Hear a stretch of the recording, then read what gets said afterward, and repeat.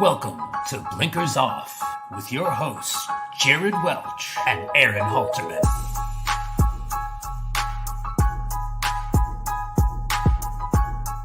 What is up? I'm Jared Welch. He's Aaron Halterman. It is Thursday, January 4th, the first Thursday of 2024. This is Blinkers Off. What's up, man? Yeah, we've made it through the holidays, and I asked Papa Dude this to start our show, and I'll ask it to start this show here. Mike Somich had a take. He said the holidays are overrated and people really don't enjoy them like they say they do. What say you about the holiday season? I love it. I mean, I will say this though. It feels like the holiday season is more enjoyable than the actual holiday. If that makes any sense. Like the build up to it is more fun than the day of, right? Or whatever. Right. Because it's just chaos. And especially, with Samich's case, or, you and Heather or whatever, like, I mean, you kind of get fortunate because Heather's family lives way out of town. So you guys are kind of committed to either there or here, right?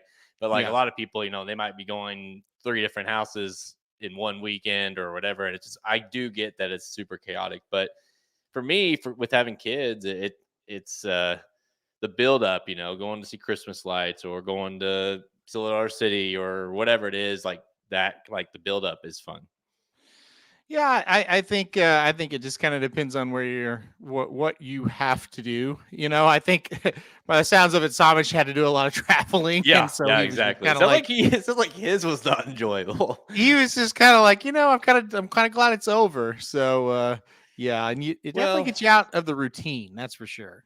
And it does, yeah, exactly. I mean, Chief. I mean, it's having to keep up with all that, and then the moment that first day he's gone, and Christmas is over, and then today I started taking down most of my Christmas decorations, and it feels amazing. So it's just nice to kind of not. I mean, I guess I do understand a little bit what he's saying. You get to a point where you're just like, okay, it's over. I'm ready to move on. So, yep. If you go to any store right now, we've moved on to Valentine's Day, so it's over. It is definitely over. It's over. I mean, now we've entered the it's super freaking cold outside and it's gonna snow. And we got to deal through, like Kevin says, we got to deal through January and February, and then we get on to March and April, and spring and horse racing and all that good stuff. So.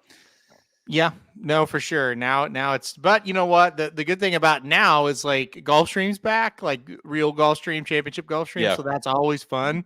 And Oaklawn's back. So it's like, yeah, it's going to be cold January, February, and Santa Anita for that matter. But hey, like you feel like racing's back a little bit. The time between the Breeders' Cup and Christmas is always a little like, yeah, we could live without it in a way.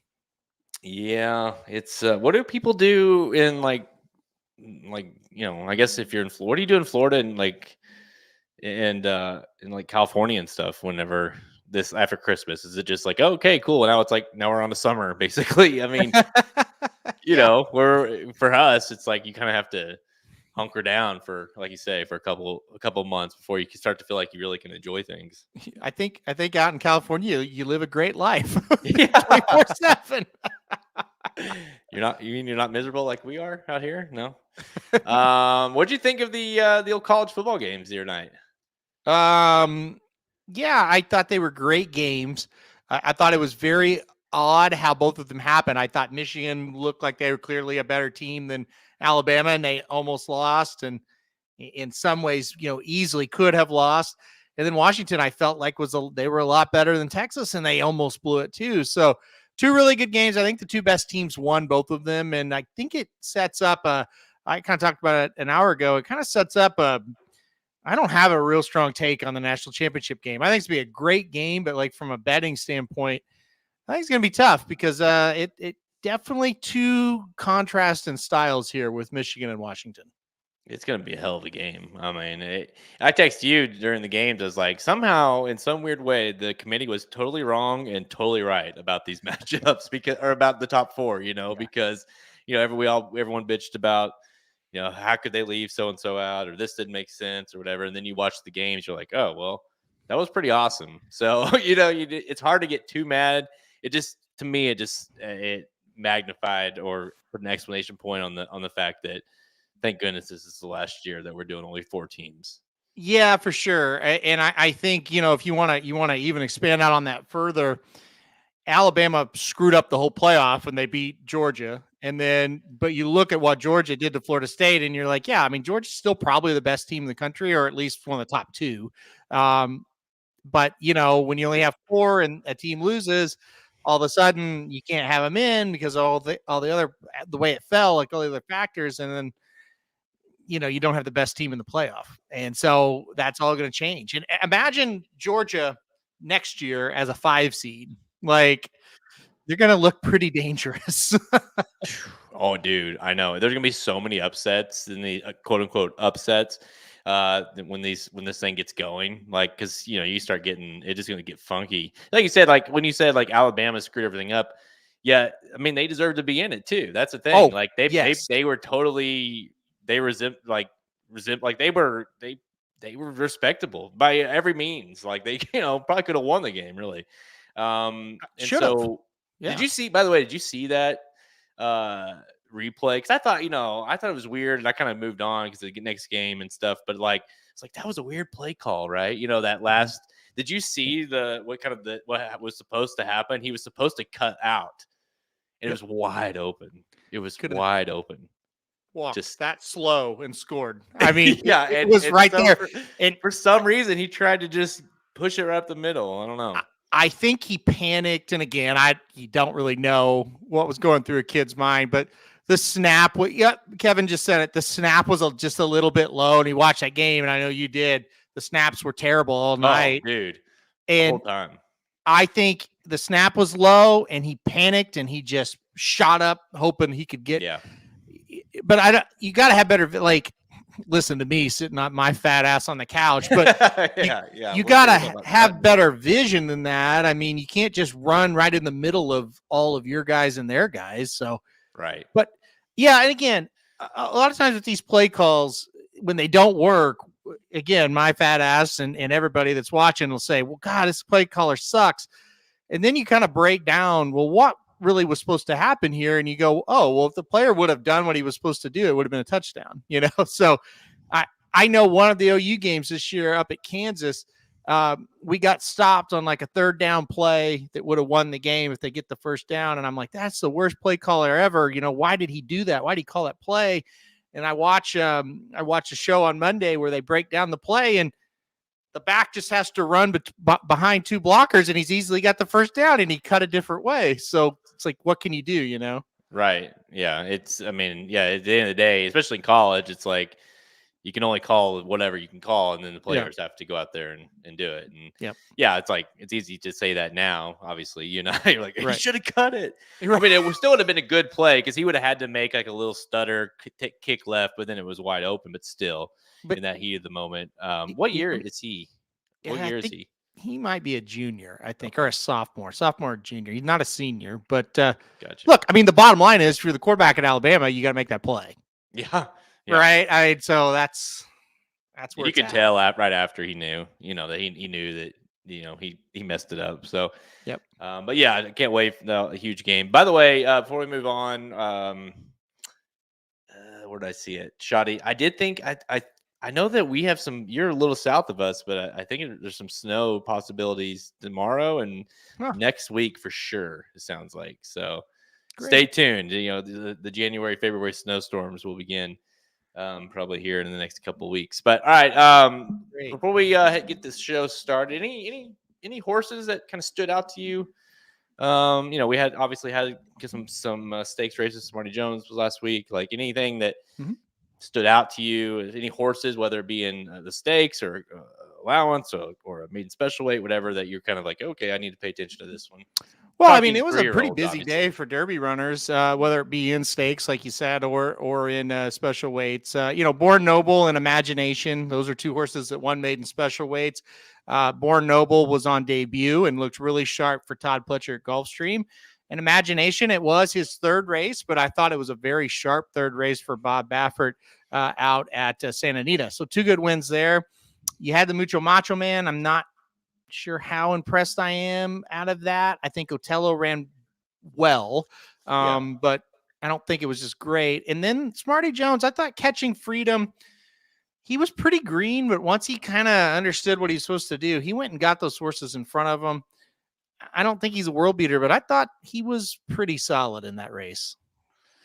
It's I do think that that Pletcher, the Noble, what was it? Noble.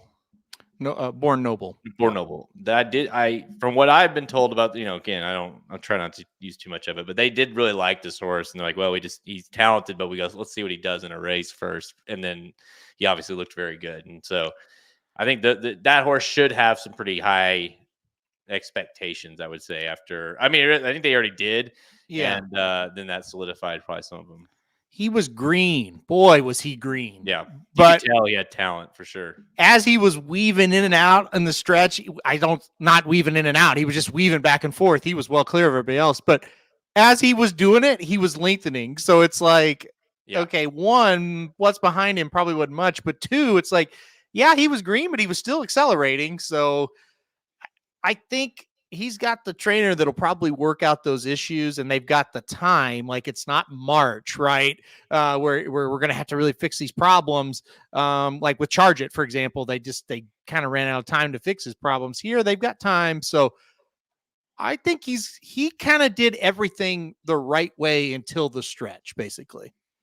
Yeah. And again, like that's just going to come with being his first start. You said too, he was green, but he was extending. So, Mm-hmm. and I'm with you on the Baffert horse, Imagination. I thought that was a nice one.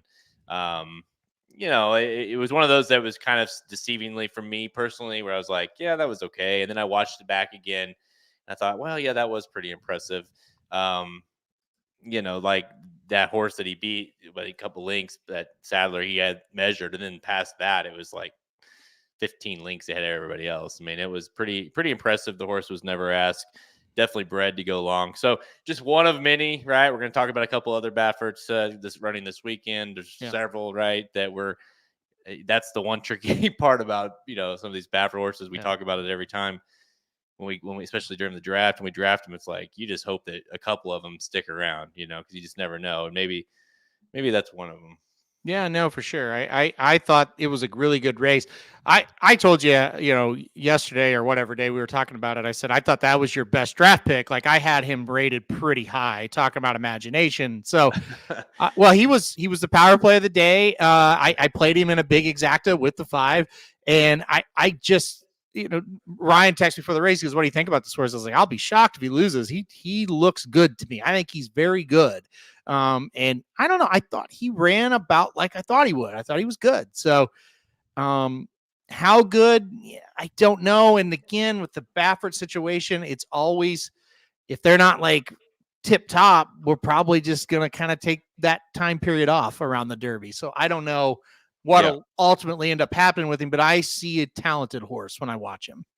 I'm going to beat everyone to it that's listening. The bar was not set too high on my draft pick. So when you say it was my best one, I appreciate it. So. Well, I mean, you did draft like Timberlake and Coach Prime horses that I think people are still high on. I'm not really as high on them as I am on a horse like Imagination. I think that's.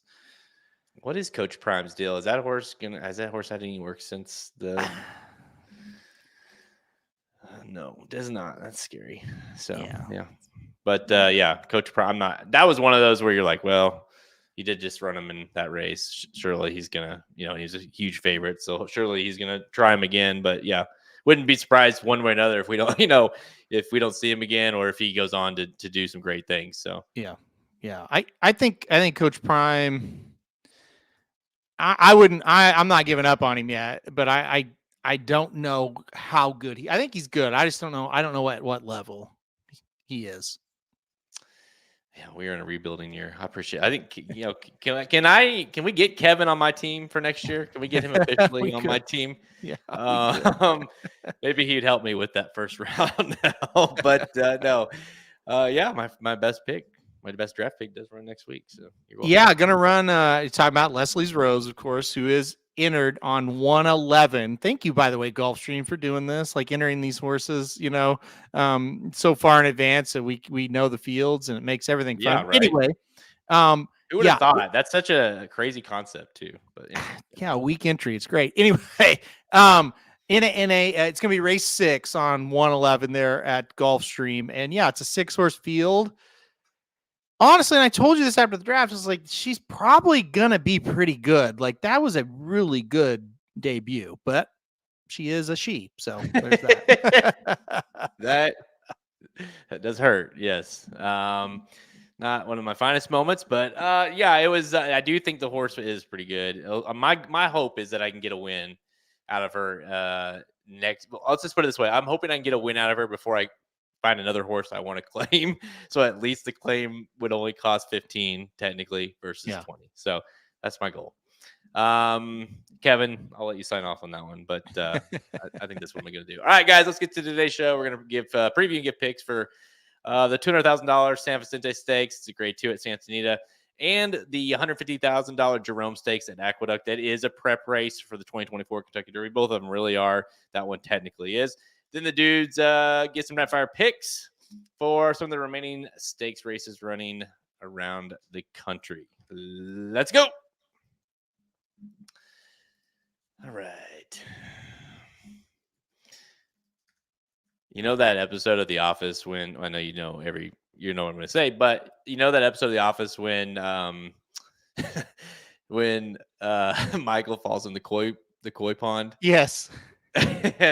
And Jim's like, sometimes you just got to lean into it, and make fun of yourself, and then people stop making fun of you.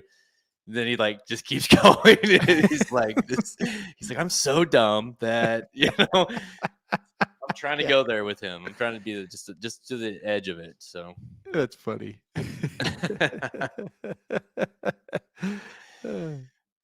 Man.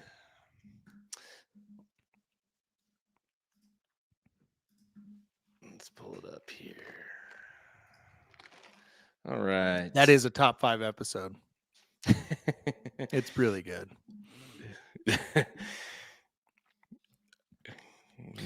When Jim kind of backs off. Yeah. I watched your all-time favorite last night. No, it was 2 Dinner nights Party? ago. Huh? Dinner Party? I'm sorry, your second all-time favorite. Which one is it? Which one? Scott's Tots. Oh, God. Oh, wow. That one, it's one of my favorites, no doubt, but it also is it's one of the most, it is number one as far as the cringiest of the whole series. It's like you feel, even though you know it's not real, it's like you're just like, oh, this is so bad. Scott's Tots and the Dinner Party they're just. Dude, I'm with you. The Dinner Party is number one. So I have just like you and probably thousands, millions of other people. It's my Seinfeld. It's my Parks and Rec or whatever. I just put it on the background if I'm doing stuff around the house. It's like my go-to. If nothing's on, I just throw it on and whatever. Yeah. And when that episode comes on, and there's a handful of them, right? But when and it did just come on the other night. Yep. When it comes on, I stop what I'm doing and I watch the whole episode, and I die laughing. One of the greatest moments in television history is when, and I'm not saying at The Office, I'm talking all of television history, is when he's showing off his new plasma TV. And he goes, and watch, when you got people over, you can just push it into the wall. And it moves 2 inches in. It's, oh my gosh. I die every time. It is so funny. So funny. And I'm like, Kevin, you and I might be the same person. I do the same thing. Every night before I go to bed, I have that on. Right? And, yeah. Hey, what you gonna do? What you gonna do? Make our dreams come true. I think one of the funniest moment is when Aaron's singing that on the way home, Yeah. Oh, it's such a good, Oh, so good. he's It's like, so good. what you what you need, everyone needs a laptop at least, and Yeah. you can't. And a laptop is useless without these batteries. Oh Oh, yeah, that it's is like my go-to, like all the time. But like, yeah, if you want to be put in a good mood, if you had a yeah. shitty day, or if you've been busy, or even if it's like you just want to like cleanse your palate, if you've been watching something Yes. crappy or whatever, just put The Office on, watch a couple episodes, and you're like back to back to neutral. So Yep. 100%. I agree. all right. All right, let's go to Santa Anita on Saturday. The San Vicente Stakes. It's grade 2 or 200K for going 7 furlongs for 3-year-olds. And of course, this is usually the Bob Baffert stakes. Typically, when you see a bunch of these horses, you got 2 and a 6 in here, including Muth, who would have won most years of the Breeders' Cup Juvenile, but if not for fierceness running a massive race. 4-5 on Muth. Pilot Commander, the other Baffert, at 5-2. I mean, you got, Moonlight Sonata is a nice one for Yak Teen. Slider's a nice one for Sadler. Formidable Man and Voltage are the other 2, but it definitely feels like those 4 are might be decent. It's certainly not. We kind of know. Well, we know what Muth is, but we know what Pilot Commander looks pretty good as well. But thoughts on this field? Thoughts on? Do you have any kind of take on Muth showing up here versus a quote unquote Derby prep type race out there? Well, he would have to wait to the Robert B. Lewis because they took away the sham, which is odd. So I just think you had to kind of run here if he's ready. And it is, listen, the San Vicente historically has been a decent enough prep for the next round of preps at Santa Anita and in other places at times as well. I think back to Nyquist, ran in the San Vicente and then went to Florida for the Florida Derby. But anyway, that doesn't matter for this conversation. Look, when it comes to this, it is kind of, do you want to pick a horse that you think 7 furlongs is the optimal distance for that horse? Or do you want to pick the horse that is proven to be the best horse? And I think that's where it's at. So I think the number 3 Muth is the best horse. I think he's proven to be the best horse. I think you're right. He was basically ran the winning race of the Breeders' Cup. He just ran into a complete buzzsaw. Nobody was going to beat him. Yeah. But he was pretty clear of everybody else for second. So he's a kind of a quasi Breeders' Cup type winner. He should win against this group, even though it's not really his optimal distance. So I went number 3 Muth on top. With that being said, I understand if you're going to go against him, if you think, hey, I think we can beat him at this distance. Right. Talking about Muth, it's like I've never felt more wrong or more right and more wrong in a race than I was after that Breeders' Cup, the Juvenile. Because I was like, because I think that was a tough one where you're like, do you believe in Muth? What is he going to do? Was that last race?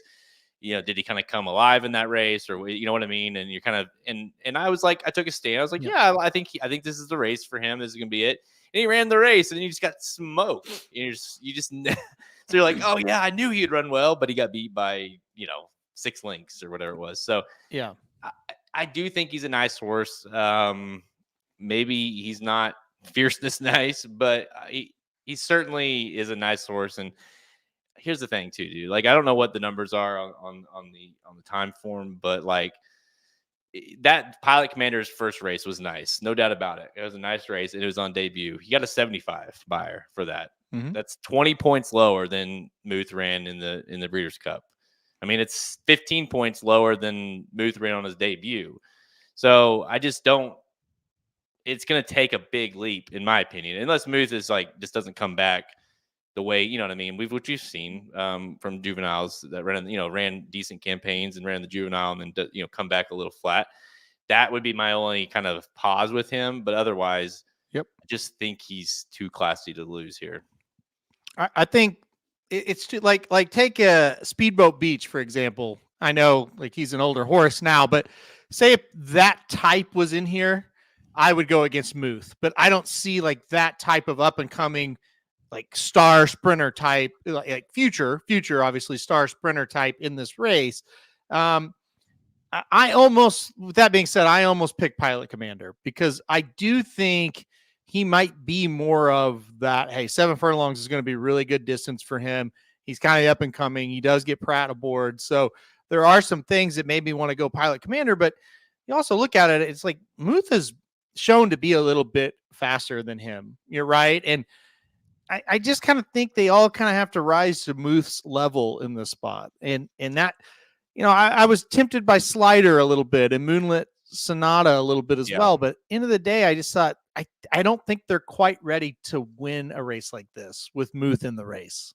Moonlight Sonata was one I almost drafted at some point. I don't remember which round it was, but I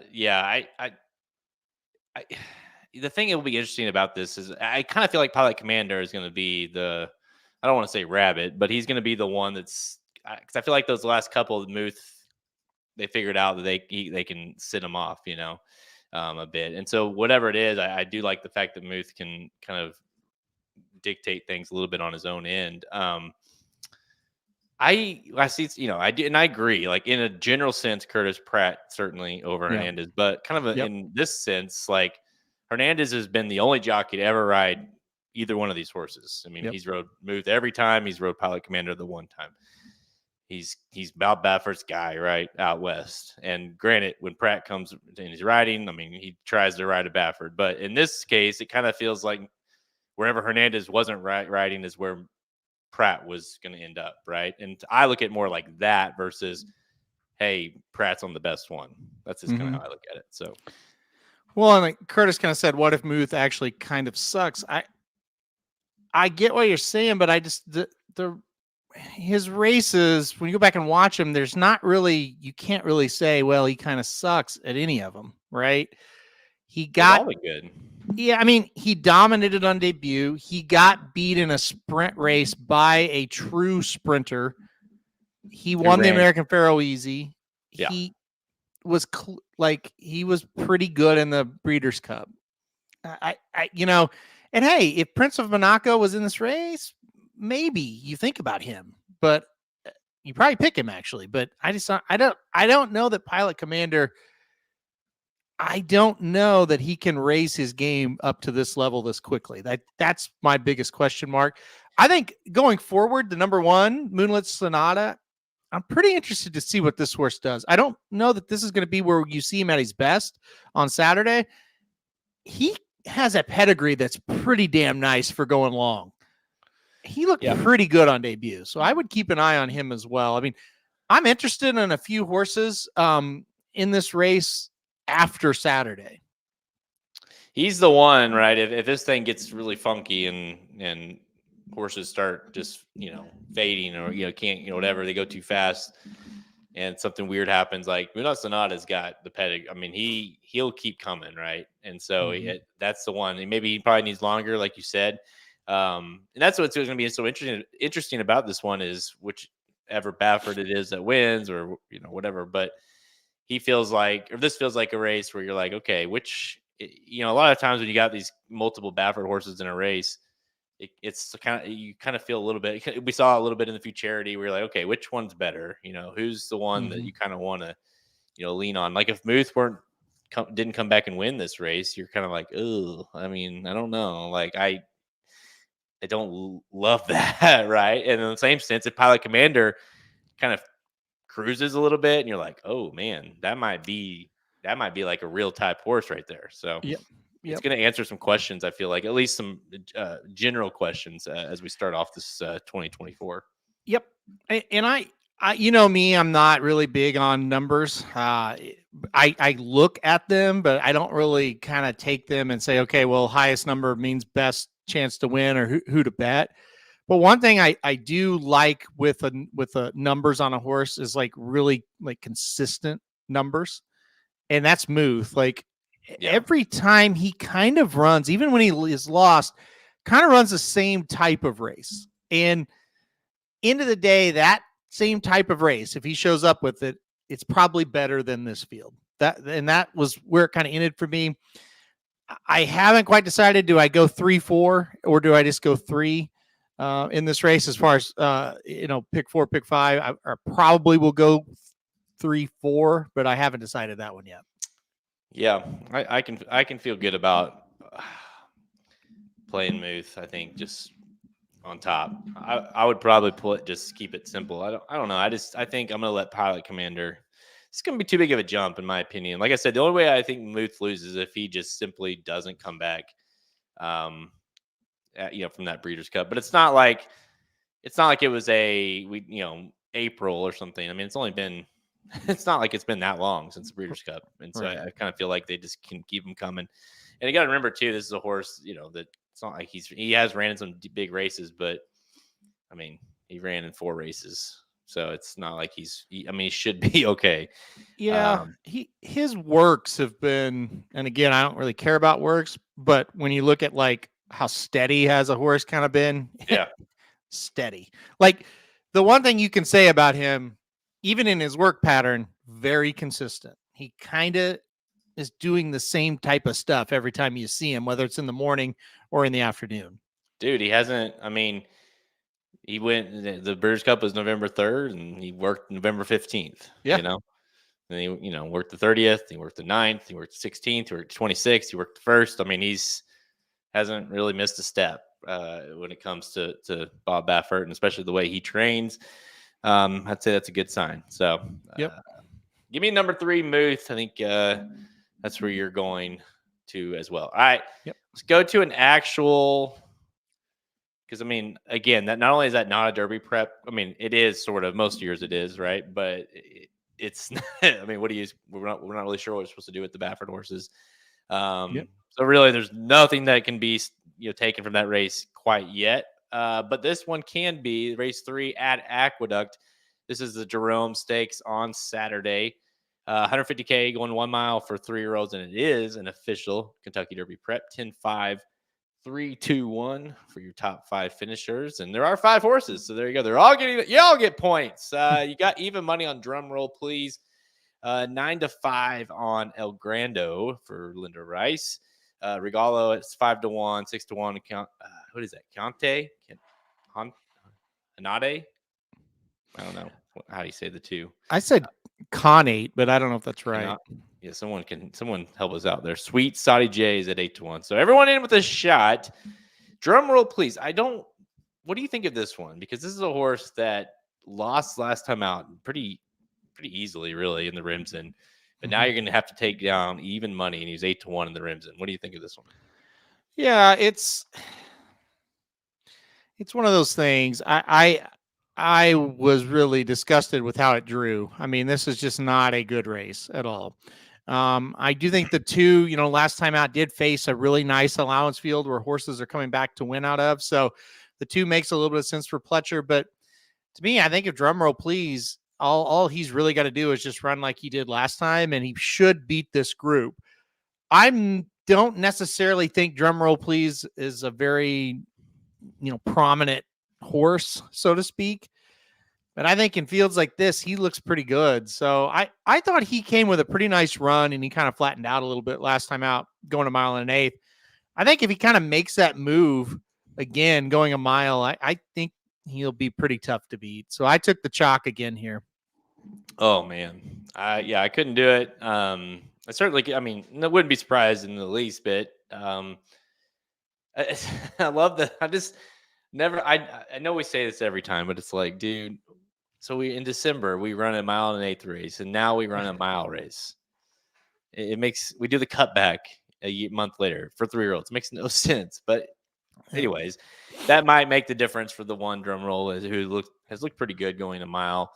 But yeah, I'm with you. Magic was kind of bitching about the San Vicente, and I was like, dude, take a look at this one, because San Vicente is awesome compared to this. I honestly, other than, I guess I could even give a shot to the 3 after that last race, but that would be the only one that I'd be kind of surprised, maybe a little bit, that won this one. But I think in this race, because you wouldn't be surprised if obviously Cox won, you wouldn't be surprised if the Pletcher won.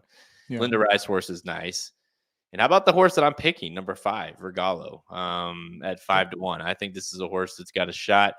It hasn't lost yet. Or, I'm sorry, lost on debut. It hasn't lost the last 2, but this horse is just, something's clicked those last 2 races. Now, again, they're at Laurel. So you kind of have that unknown of what this horse is, but drawing outside, Brittany Russell trained, Sheldon Russell riding. They team up and run or ride, 28%. And obviously Russell's trains at like near 30% year round. So one at the mile 16th, one at 7 furlongs for once time before that. I think drawing outside will be able to kind of dictate things a little bit as far as like if the pace, how the pace is, going to sit off and whatever. Training well. I just think this horse is doing with the shot, and I'm gonna try to upset the chalk. So give me the 1. Or I'm gonna try to beat the 1. Give me the 5. Regalo. Did you like Regalo at all?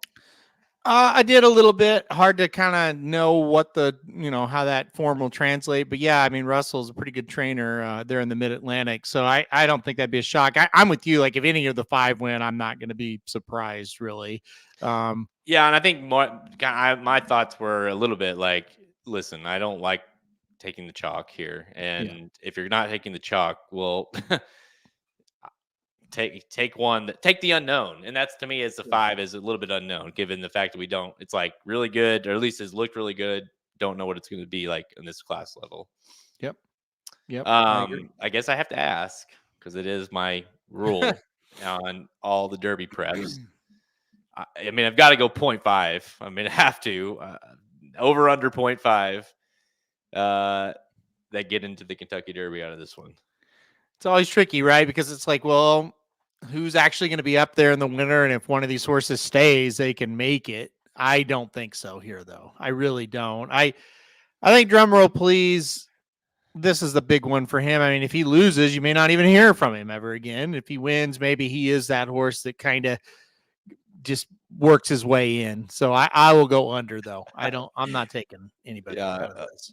Curtis says under the 0.5 is minus 450 on this bet. I would have to agree. I would even argue to say that if you took this group as a whole and gave me up until the Kentucky Derby, so let's say till May, 3, or let's go 2.5 for like wins from this group. Oh, under. I think it might be under. And that's kind of the general sense here of why, if that's an under, it's certainly an under on the Derby horses. Well, and you kind of said the weirdness, the rim's in 1 1/8. Then this race is a mile. They go back to 1 1/8 for the Withers. They go back to a mile for the Gotham, and then they go back to 1 1/8 for the Woods. So you got horses running a mile here. So even if you have one that's decent, that doesn't necessarily mean at 1 1/8 they're going to be decent. It's a mess up there. Really, when it comes to Aqueduct, until you get to the Wood, that's finally when you usually see a decent field. Do you remember Luga Knight? Yep. Barely, maybe slightly. Yep. Won this race last year. Yep. Here's a list. This is a general sense. Courvoisier, Capo Cane. I bet Courvoisier. That was a good year. Independence Hall. Yep. Mind Control. Yep. Corinne's Fire. Keep in mind, these are all sprinters, right? Yeah, you remember El Arib? El Arib, Flexibility. El Kabir. Remember El Kabir? Yep. Noble Moon. The list goes on. Point is, this is not the Jerome. It's not the race that you're looking for the Derby winner in. So not anymore. No. Give me no, Heikel didn't win this race, I don't think. He may have won the Gotham or got second in the Gotham. Yeah, I think it was the Gotham, right? I'll look him up. All right, but that's a wrap on the Jerome. I'm going the 5. Regalo. Halterman's taking the chalk on the 1. Jerome, roll, please. How did you spell his name? I can't. I remember. Hike H. It's not how Curtis spelled it there. I know exactly who you're talking about. The Y? No. I know exactly who that horse was. Yeah, I can see him. I think he got second in the Gotham, but he may have won it, or he may have won the Jerome even. I don't know. No, he didn't win the Jerome. He didn't win the Jerome. He wasn't on the list. Hold on. Maybe it is how he spells it. Yeah, the Gotham. He closed. Yeah, didn't he close from way out of it? Yeah. Here he is. No, he had it right. He won the Gotham. Yeah. Who did he beat? Who was he closed from way out of it. Let's see. I'm pulling it up here. Yes, he closed from way out of it. He beat Mind Control. Oh, okay. And he beat The favorite that day was Instagram. Ooh. Yeah. I would not have remember that horse was like a lot of hype on that one. Oh yeah. Yeah. Big time horse. And then when they like pointed them there, everyone was like, "Why? That's weird." Yeah. And Yeah. like, "Oh, that's why." So Heichel never won again. He was third in the Woods, second in an allowance, fifth in the Gulfstream Park Mile Stakes, sixth Mr. Prospector, eighth the Fred Hooper, second in the Excelsior, and then retired. Yeah, Instagram's a horse you don't talk about much anymore. Yeah, still thinks it. Yeah. Yeah. Yeah. Oh man. Poor Trip down Instagram. memory lane.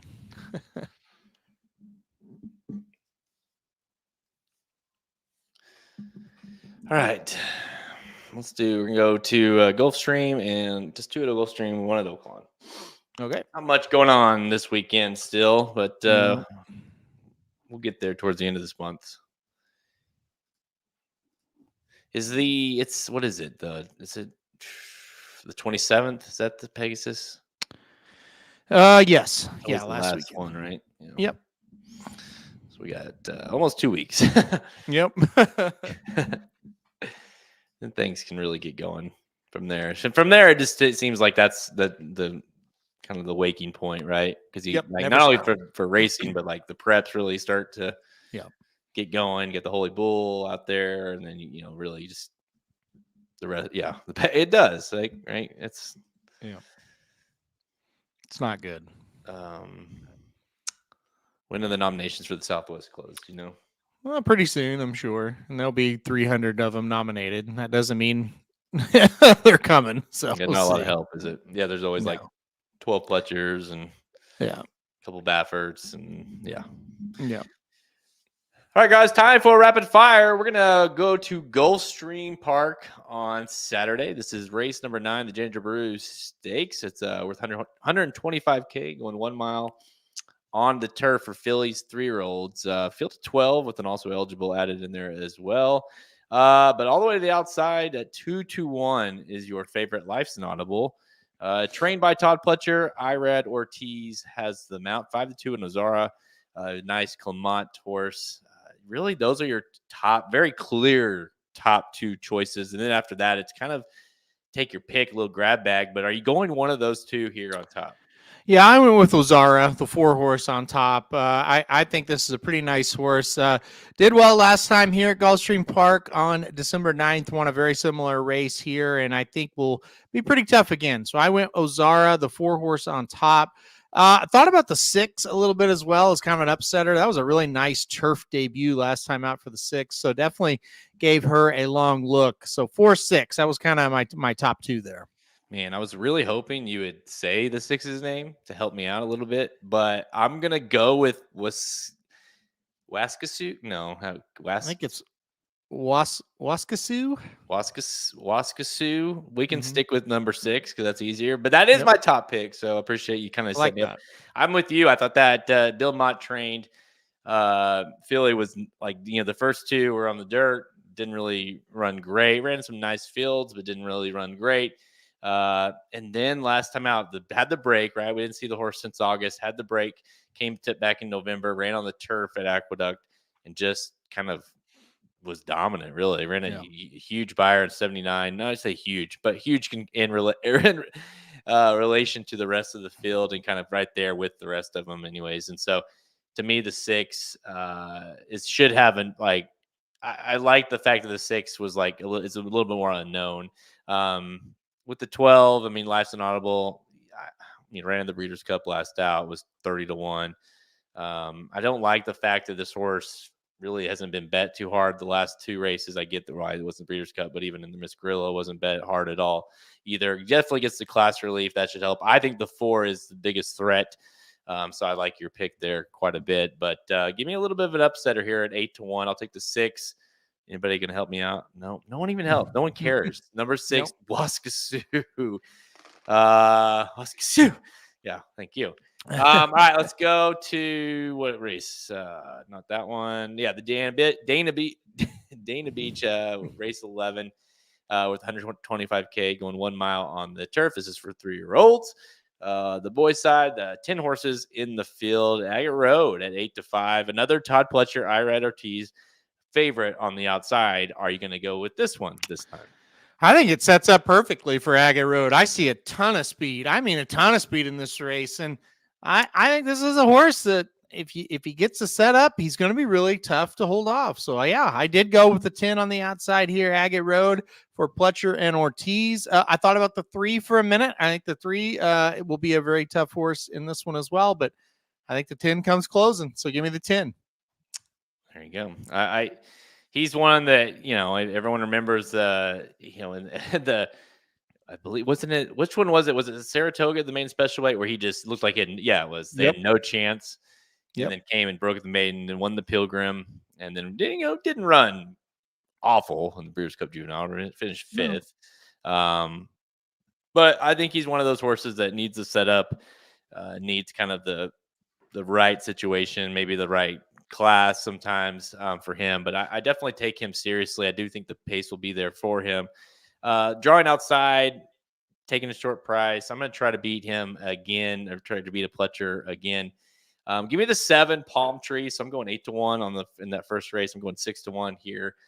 Brennan Walsh, Jose Ortiz has them out this time. Last time out, ran a really good third, just beating a neck to Noted and Reminder. Again, this is a horse ran in the Bourbon 2-back, finished 7th, only beaten 2 1/4. But this is one of those. He kind of had some traffic issues as well, so that's kind of the concern. They put blinkers on for him here, so obviously they're trying to do a little something. They've gelled him. This sounds like a horse that's just been a pain in the ass. But this horse has shown to have some talent in all the races. Just kind of been a frustrating one. So maybe the horse finally figures it out for Godolphin. Number 7, Palm Tree. Yeah, you look at that, all the signs, jockey. There's been multiple jockey changes. Yep. Got gelded. It's only a 3-year-old, right? So got gelded. Yep. Adding the equipment change now. This horse is a little dickhead. It's a problem. Let's see. Let's pull up Oaklawn. Boy, this race at Oaklawn we're gonna do. That's not good. No, didn't really turn out very good. I didn't think. No, got the same. It's like I feel like every one of these, the same. You got the same horses in them. Race 9 at Oaklawn Park on Saturday. The Pippin Stakes. Man, I can remember back in the day, like the Pippin was always like the start of our trips down, or kind of when Oaklawn kind of felt, to me, I felt like it was officially starting. Yeah. Seemed like we always had a Dwayne Lucas or something in the race, to root for. Yep. But here we are, field of 5, 150K, 1/16 miles, fillies and mares, 4-year-olds and up. I mean, look, anytime you have a field of 5, it's rough. When you have a field of 5 and none of them, well, I guess Tiz and Macho Girl is 8-1, but past that, they're all very playable prices: 9-2, 2-1, 5-2, 9-5. I mean, kind of tells you a lot about the race. Are you gonna bet our favorite horse? No, I'm not doing it. Don't do it. I was gonna say, if you do, let me talk you out of it, because you can't let your good friend continue to make the same mistake over and over. I was on it. You were on it. I think you picked her last time. Just can't do it. She won't win. I hate her. I hate all 5 of these equally. Yeah. First of all, if Oaklawn's anywhere like last week, like the 6 horse will win this race. Yes, I know there's 5 horses, but the 6 will somehow win. Papa Dude and I talked about it. Now, it did, like Monday, it got a little bit better, New Year's Day, but we were talking about, Friday, Saturday, Sunday. It's like, it's when you get beat by a horse and maybe they're whatever price, 10-1, 20-1, but you go back and look and it's like, yeah, like I thought about that horse. So yeah, I could see it, or maybe I had it listed and then changed it. But at Oaklawn, race after race, it just felt like you're going to be by horses that you wouldn't have played ever. Like you wouldn't have played with Dennis Trusty's money. It's that kind of, it's just like, I don't even know. I didn't even know the horse was in the race. So anyway, hopefully this week is a little bit more normal. And again, I'll take prices. That's great, but give me prices that you can at least make some kind of case for. Number 2, Misty Vale, all around to say Misty Vale. I'll pick her. She'll probably run second. You know, it isn't that kind of par for the course though at Oaklawn. I mean, it's never fails. There's always that stretch of races where it truly is impossible. Here's where Oaklawn differs from any other track I've handicapped every fucking track for years. This is how they're different from everybody else. People like somebody was in the chat bitching about Turfway. When you go into Turfway, you know to play prices. You know it's going to happen. That's consistent. Even Kentucky Downs, don't go to Kentucky Downs and play all the favorites. Like you can expect it. So yeah, chaos happens, but you know that can happen. At this track, Oaklawn, some days it is very formful. Some days it is the exact opposite. There's never an in between, and you never know how it's going to play 1 week from the next. So some weeks you'll watch it and you go, well, you got to be inside. Some weeks you'll watch it and you go, well, you got to be outside. Sometimes you got to be on the lead. Sometimes, if you're on the lead, you have no chance. Day to day, it changes. It is the quirkiest place I've ever handicapped. I mean, again, like you said it, but just to bring it home, I mean, I feel very confident saying there is not a single person in our industry that handicaps more races than you. Mm-hmm. Right. That's not blowing smoke up your ass or anybody's. That is 1000% true because I've seen it day in and day out. Anybody that knows Halterman knows that's true. You've seen them all. And if you say that, it's true. I did the Rockets video and I said, if you're wanting Rockets for Oaklawn this week, forget it. I'm not doing it because it's a waste of money, and I get like people are going to be like, I want to play Oaklawn. Great. You can play it.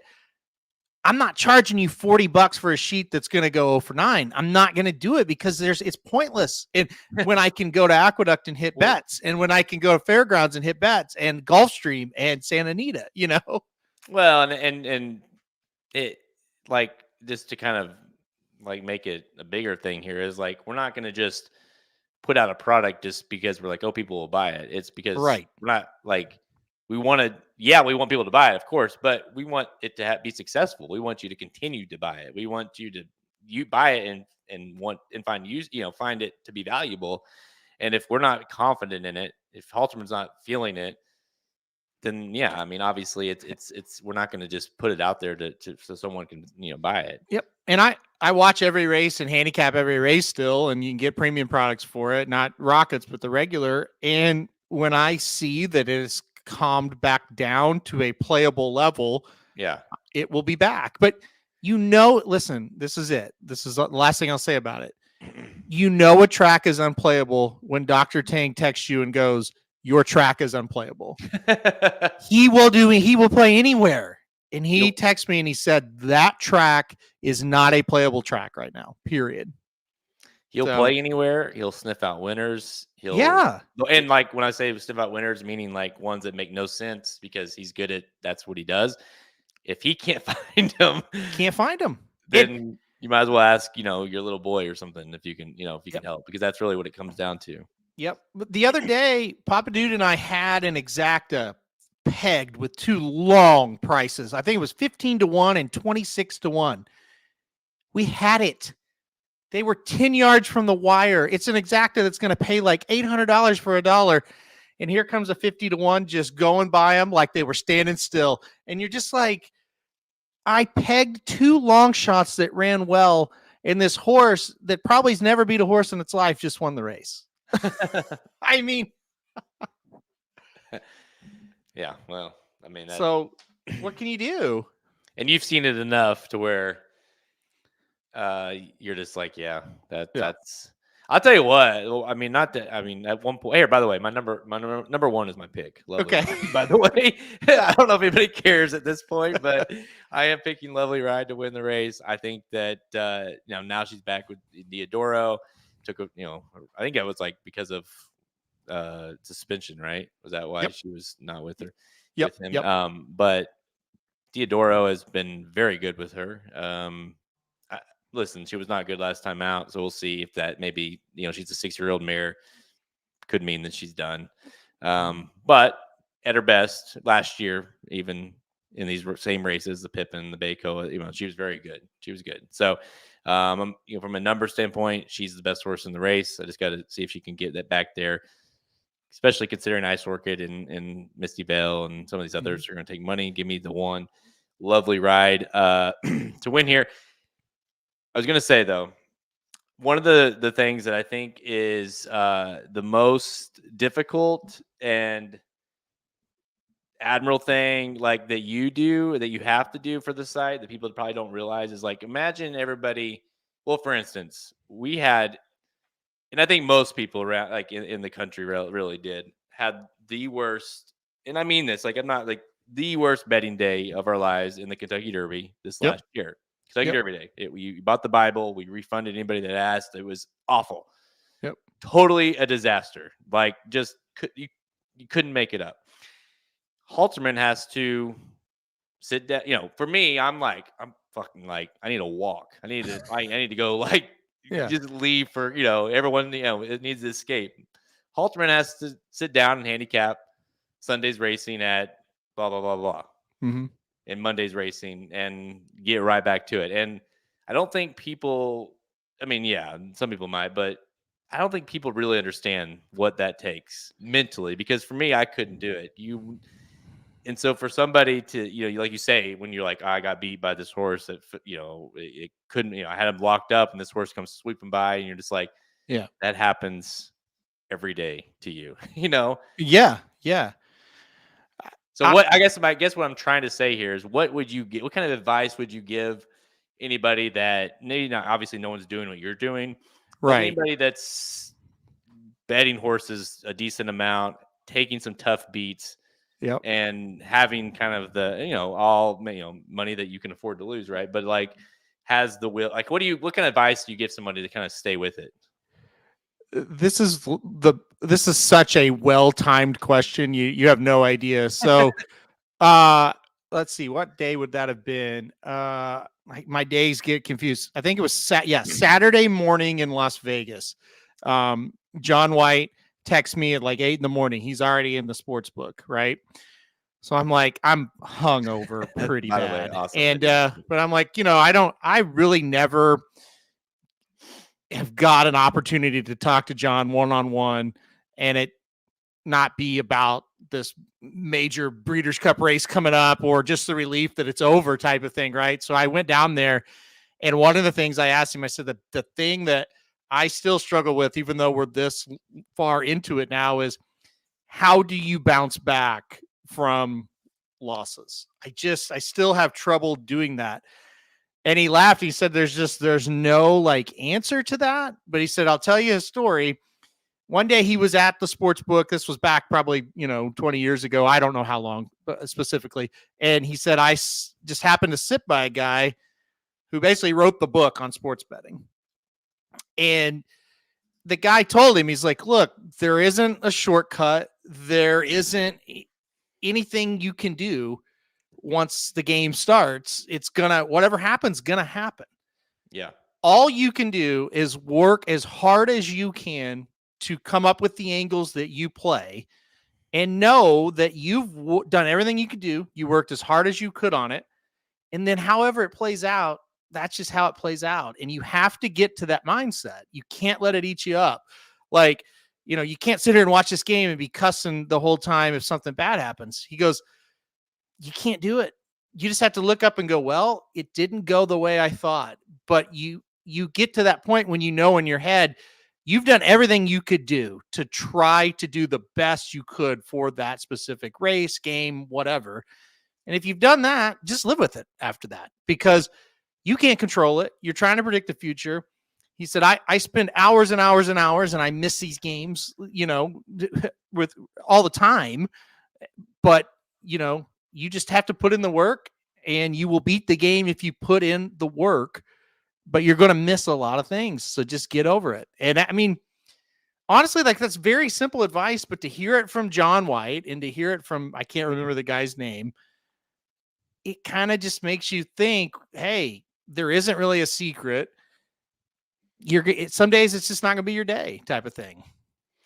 Yeah, and Kevin makes a good point. It's like when you do watch them, and because he's like, obviously he wants to bet them and then just not watch them because then it's so aggravating. Yep. I mean, it's different. Sports is different than horse racing because horse racing is so quick, and there's unless it's the last race at 9 p.m. on a Saturday night, it's usually another race to come, right? And so it happens it's lasts for a minute or two, and then you were right or wrong, and then there's another race in 20 minutes or whatever it is. And so with sports, you say you're all over, a team, and then they just they can't get out of their own way, and they're constantly dropping passes, and whatever. You're just like, why did I think the Chiefs could cover? It gets very aggravating the longer you go. Yeah. And John just texted me. The name was Lim Banker was the guy's name. And John, I knew it started with an L, but I didn't want to mess it up. So thanks for texting me that. Yeah. But, and again,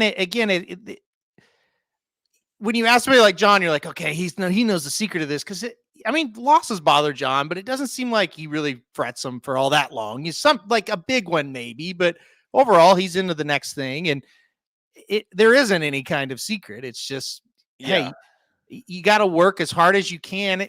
I think for me, it's like when you put out the Bibles that we do, or you put out the best bets every day that we do, and you lose a best bet, you do just kind of feel like shit, honestly, to be completely honest. And he didn't really say, hey, don't feel like shit, but by talking to him, it's like, look, I did the absolute best I could do. I didn't half-ass it. I did the best I could do. I used strategies that have worked, 2-3 days in a row. It just didn't turn out the way we saw it today. And it doesn't mean you're an awful person or you're terrible at what you do. It's trying to predict a future event. And that's not an easy thing to do, no matter what you're doing. Yeah. I mean, it's hard for those Bibles when we, or even a day at the track or whatever, where you just feel it becomes frustrating. But at the end of the day, like when I stop and look back, I'm like, man, I put in, that's the hardest part is for us, especially. It's like when you put in literally hours and hours of work and dedication, and you go 0 for 20 in the Oaks and Derby days or whatever it is, and it's like, what am I doing? Right. Like this is insane.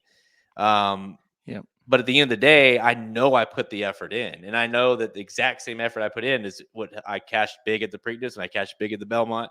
So it's like, it's just hard to you kind of have to have that mindset of, like you said it. And like John said, it's like you put in the work. Yeah. And then what happens, right? You're going to have really good days. You're going to have really bad days. But I think the hardest part for me is when you maybe you don't feel like you put enough time in. Right. And then you made a bet and you're like, that you feel really dumb about that. Yeah. And I think when it comes to like personal bets, that is definitely something we've all done that personally, right? When you're just like, oh, I'll just bet this real quick or whatever. If it's on the site, the time's been put into it, I'll say that. But yeah, maybe I didn't do it this time, but I've done it in the past. You show up at the sports book and there's 3 or 4 people talking about a game. You're like, I'll bet that game, and it's like, then they're down 20-0. And you're like, why? I didn't even look at that game. Why did I do that? That was so dumb. Like that happens. That definitely happens a lot. So, yeah, for sure. It can be a very, mentally, it can be very tough. Is the way to sum that up. You've got it, and I realize it, and I realized before I even asked him, but you just have to kind of get to that mindset of, look, I did the best I could, and it didn't work out today, And I'll tell you this, like Kevin, you're right, and I know we both feel it, especially when it comes to the Bibles. And Halterman kind of he set me down one time, and after we started doing the Bibles, because like if people don't like. The guides prior were Halterman kind of they were more general sensed and kind of gave some opinions and obviously gave picks, but the Bibles, if you've bought the Bibles, and obviously we'll have one coming out here soon for the Pegasus, but they're very cut and dry. Or not, we don't say cut and dry. They're very hit or miss. It's like Halterman and I are giving our exact picks, and we either have great days or we have bad days. I mean, that's betting, right? And so the pressure magnified immensely when we started doing the Bibles. And Halterman kind of was like, well, welcome to my world kind of thing, because I was feeling it, for one of the first times, as far as like, here's how my picks are, you feel the pressure, and it's tough, right? Because it's not just my bet. It's 1,000 other guys that are betting our bet. And people don't believe us, or who don't know us, I guess, don't believe us. But like, we feel more pressure on doing that than I'm more nervous that it doesn't do well versus me making money on that pick, if that makes sense. 100%. And I know when Papa Dude kind of started the best bets, he was very kind of expressing those concerns to me as well. It's just like, if I lose, it's okay, but if I don't want to lose other people's money. And it's like, look, if they want the product, they know, they understand, they're not going to hate you or anything like that, but at the same time, you're right. You just feel very, very exposed. But look, I mean, the bottom line is people want plays, people want picks. So you just do it, and I think the derbies this year we've never had anything like that happen to us ever in 10 years of doing this. And we haven't since, and we haven't before. And that was the toughest couple of weeks ever of the website ever. So hopefully that doesn't happen again, but you do know in the back of your head, no matter what you do, it will probably happen again at some point. Yeah, that one was it kind of felt like the perfect storm, right? That was just, we've all had days where, like you say, bad days, but you might hit one or two and kind of evens it out a little bit. Or you don't feel as terrible of a handicapper, but boy, that day you just felt like you said earlier, there could be 5 horses in the race, and you picked all 5 and you still lost somehow. It just felt like you could not do anything right. And so those days are tough, but this was didn't mean for the segment to kind of carry on, but it's good, it's solid, and Shotty, we'll tell Magic to make this its own little segment here, its own video, because this is good stuff that I think everybody needs to. I think we all feel it, right? Whether it's just you handicapping or if you're handicapping for the website. Anybody that's ever kind of come on and done the shows with us or offered up picks or whatever, that's when that's what the pressure becomes a totally different game, right? Yeah, absolutely. It's magnified for sure. So anybody that kind of, this will be fun. And then when you have that pressure of, oh shit, I just told, however many people to listen to this who to play, and they finish 8th. No, that's not that fun. That doesn't feel that good. Yeah. And that's every day for me. So anyway. Yeah, Curtis, I completely agree with you. And there's gonna be a video coming out probably tomorrow that you're gonna hear more about the Tabit Trice hatred. That I love. I love that. Yeah, I love to hate that horse. It's definitely the Derby has been a weird thing. So I don't know. The Golden Ticket episode is a solid one too, Mike or Kevin. That's Golden Ticket was great. I loved that episode. He shows up to work wearing the Willy Wonka outfit. It wasn't my idea. It was Dwight's. All right, guys, that's a wrap. I guess rapid fire was over.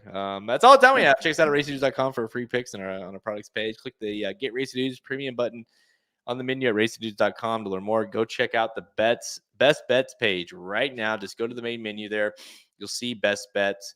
Halterman is on a heater right now. Magic's been hot too. He's up to over $4,000 in profit. Halterman's about to hit that 10,000 mark. But man, just last night cashed in on a massive exacta, 1325 to be exact at Charlestown last night. Halterman, that was huge. Of all places. Yeah. So I played a 1/2-3 exacta in the first race. That would have been Wednesday night at Charlestown. I really loved the one. Obviously, put him on top. Knew the price wouldn't be there to play a win, so I thought I'll play the 2-3. So the 2 I think was paying like $5 for $1. The 3 was paying like $28 for $1, and I played it for $50. So they turn for home, and I'm like, the 1's in great shape. This 2 is quitting because the 2 was in second, and this 3 is flying. And he's up the rail, and I'm like, oh, he's getting the perfect trip. Mid stretch, it's like there's no doubt the 3 is getting second. So the 2's out of it. It's 1-3, but the 3 ran so well. The 1 won by about that much. It was so tight at the wire. So they call the photo, and I'm like, I think the 1 got it, but I'm not sure. It was so close. But anyway, I think the 3 was like 36-1, and I don't know why the horse went off that high. That was kind of odd. But anyway, it was a good story. Today, not so good. Lost 2 bets today, but we'll be back tomorrow.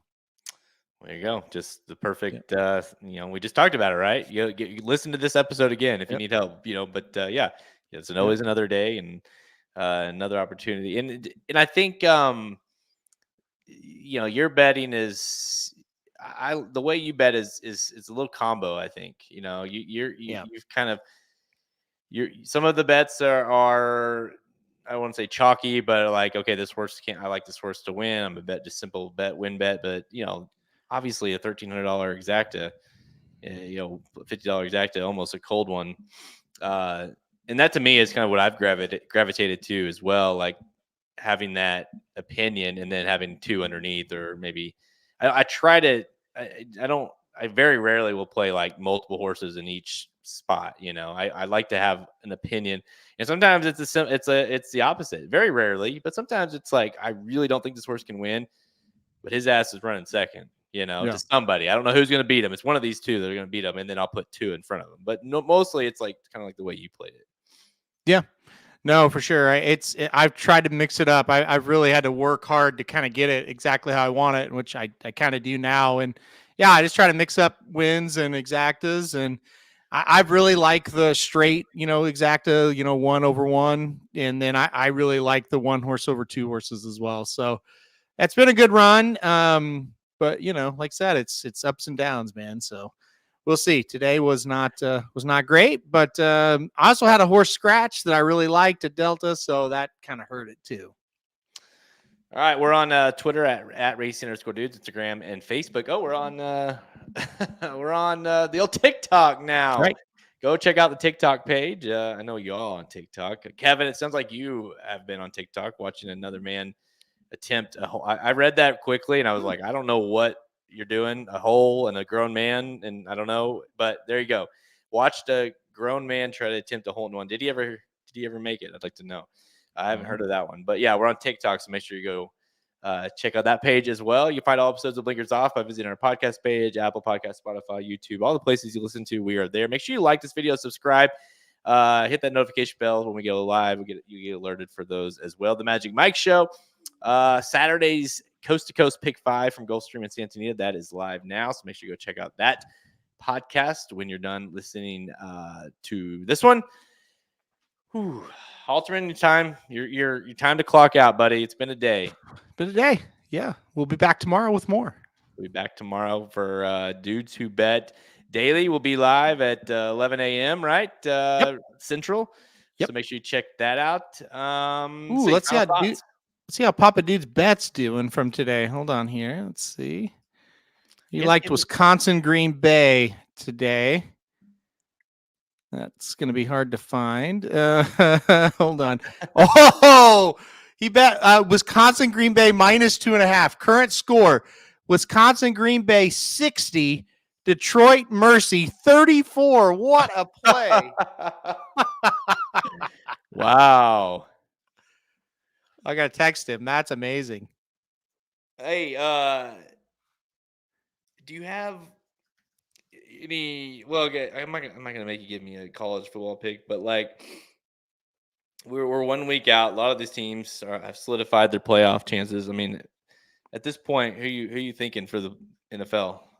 NFL, It's funny, John and I kind of called it 3 weeks ago. We thought Ravens and 49ers would kind of be the story of the postseason, and it kind of feels like that's been confirmed a little bit more as of now. The problem, I think, dude, is like, who are you supposed to be interested in the NFC if not San Francisco? I don't know. Who are you supposed to be interested in the AFC? Really, I mean, Buffalo, maybe they're on a run right now. I mean, the only team that I feel like, I mean, the only team that could knock out is the 49ers or the Eagles, and that didn't happen. The Eagles just feel like they're just not the same, right? No, yeah, it'd be shocked. And then with the AFC, golly, I mean, I'll be honest, I thought the 49ers would just I thought they would beat the hell out of the Ravens. And I'll tell you, yeah, I would say this. If I was going to give you a team that's not all the other ones, it's the Browns. I can't remember who I told. Maybe it was you. Me. Yeah, I was like, I absolutely do not want to play the Browns the way that defense is, which is the best in the league. Yep. And the way that Joe Flacco, of all people, who has a Super Bowl ring, by the way, and he has a defense to do it, just like he did when he won the last one. I don't think they're going to win it all or get to the Super Bowl, but they're going to be a tough out for anybody, including the Ravens. They're going to play most likely. Well, they're going to play one of these three: Jacksonville, Indianapolis, Houston, right off the bat. One of those three. They'll beat all of them.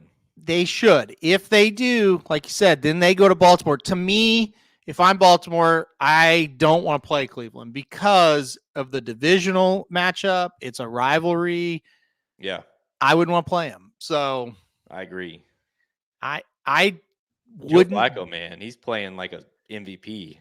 I wouldn't bet the Browns, but 35-1 is not crazy. If the Browns had a quarterback like Baker, they wouldn't be in this position. Although he's playing unbelievable in Tampa. So I was going to say they're going to be in the playoffs most likely if they can beat Carolina, and so I don't think anybody had that either. So no, he's played really well out there. Just goes to show you what a different situation, different coaching, different scheme, whatever can do for a guy, because he looked dead in the water. He looked like he may never start another game in his NFL career. And now he's shredding them out there in Tampa, which is cool to see, because, I know you love Baker, but yeah, I'd say, boy, the Ravens and it's funny too. The Ravens were like that team all year where you're like, and I think I specifically even remember having this conversation out when we were out there for the Breeders' Cup, and I think John said like, well, let's not forget about the Ravens either. Like they're kind of that team that's sort of sneaking in, like they keep winning in the game they shouldn't, and just like every game that feels like the 49ers, like they can't beat the 49ers. Well, they beat the hell out of them. Oh, by the way, Lamar's going to win MVP, and deservingly so, right? He's playing well. The defense has played awesome all year. I told Cohen, because I'm trying to get his his mind right. Is like I said the Chiefs aren't beating the Ravens. No matter, I don't know. It might be another team that beats us, to be honest, but we're not beating the Ravens. So they're a tough game, tough team. I think it should be Ravens 49ers again. That's what it should be, because those are the two best teams in football. Yeah, I agree. I think the Ravens, just because of their history, kind of playoff games with Lamar, I think they're a little more shaky than San Francisco, even though I know they went out there and beat them. I don't know. It wouldn't shock me if the Ravens got beat.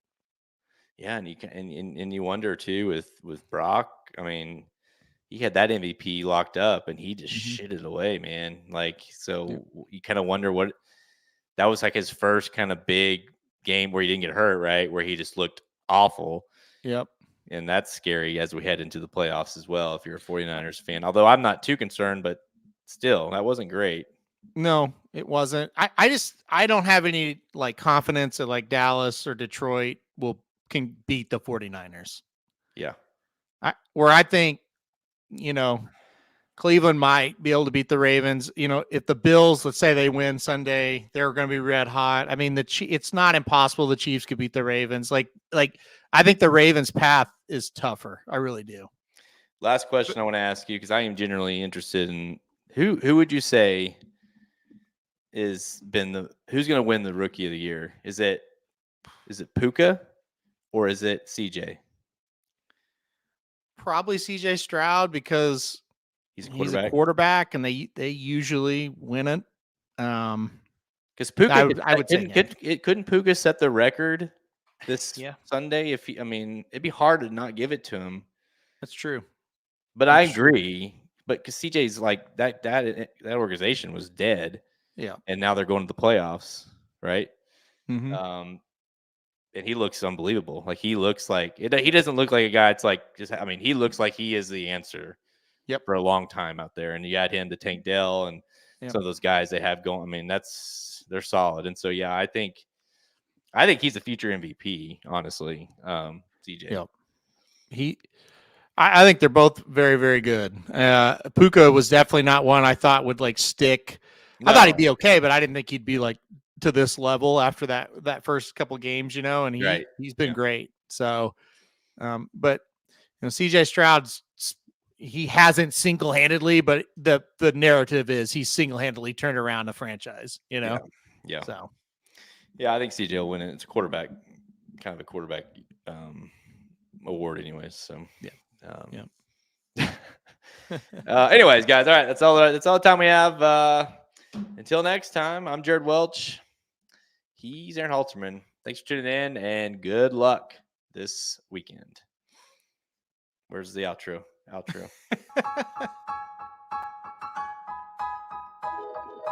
Thank you for listening to another episode of Blinkers Off. Join our horse racing community at racingdudes.com and follow us on Twitter at racing_dudes. Want to make money betting horses? Bet with the Racing Dudes.